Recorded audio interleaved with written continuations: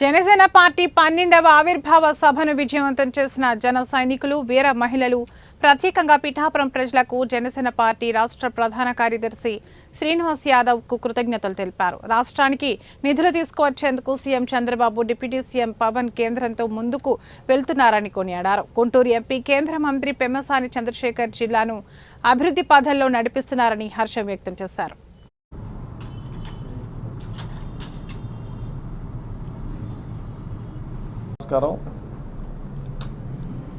మొన్న జరిగినటువంటి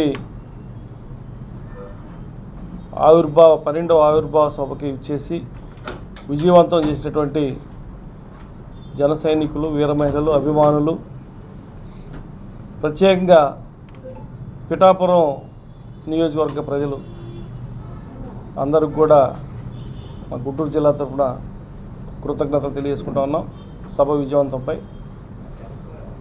సభ జరిగిన తర్వాత సభా ప్రాంగణాన్ని పరిశుభ్రంగా ఉంచాలనే ఉద్దేశంతో మా నాయకులు, కార్యకర్తలు అందరూ కూడా సభా ప్రాంగణాన్ని పరిశుభ్రంగా ఉంచడం జరిగింది.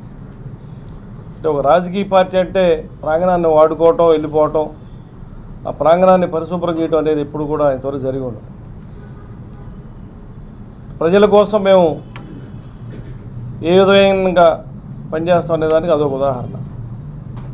అట్లానే ప్రభుత్వం వచ్చి 9 నెలల తర్వాత ఇప్పటివరకు కూడా చంద్రబాబు నాయుడు గారు కానీ నీ అంతకు నువ్వు రిజైన్ చేసి వెళ్ళిపో.